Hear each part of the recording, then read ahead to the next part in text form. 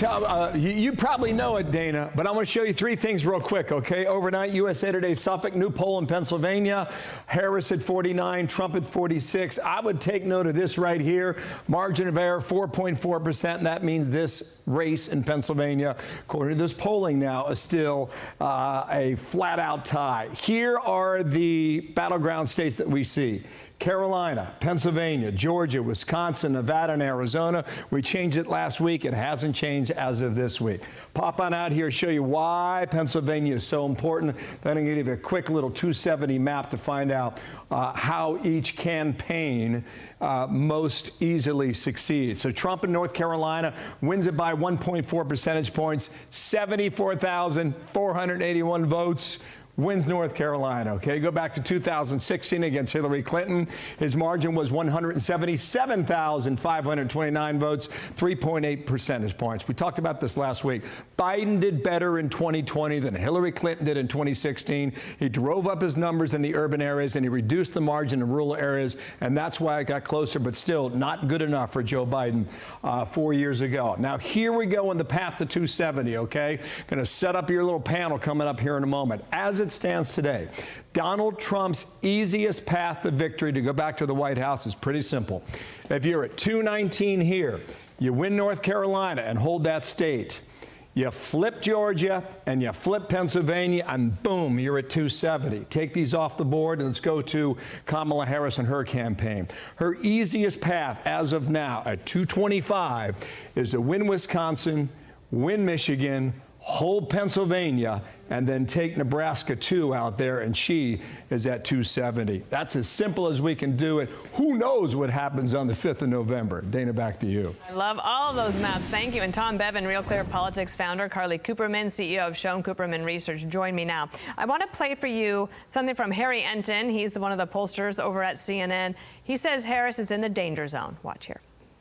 Right now, Harris is right now in that danger zone where basically about half the time, given that popular vote margin nationally, she would win. We could be heading towards one of these splits that we saw in 2016 and in 2000, whereby one candidate, Kamala Harris, wins in the popular vote but loses in the electoral college. Basically, at this hour, we're right in that sort of weird middle zone where we honestly don't know what's going to happen. Tom, do you know what's going to happen? I'm just kidding. Tell me where you think things are right now. This race looks an awful lot like 2016 to me. If you look at nationally, Kamala Harris is up 1.7% at our RealClearPolitics average. Remember, Hillary Clinton won that race by 2.1%, but lost in the electoral college. And if you look at those 7 battleground states, and Michigan's the one that we include in that group, the biggest lead that anybody has there is less than 1.5 points. And if you take an average of the leads of those 7 states, Kamala Harris leads by 1/10 of 1%. It is literally that close across the board. I think 4 or 5 of these states, the margin there is less than 0.5 percentage point. So it is really, really close in those battleground states.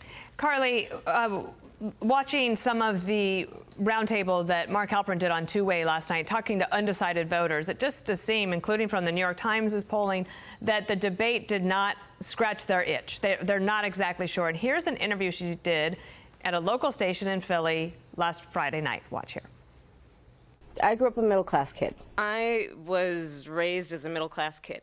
Focusing on, again, the aspirations and the dreams. I believe in the ambition, the aspirations, the dreams of the American people. Creating an opportunity economy where it's about investing in areas that really need a lot of work. I intend to create an opportunity economy.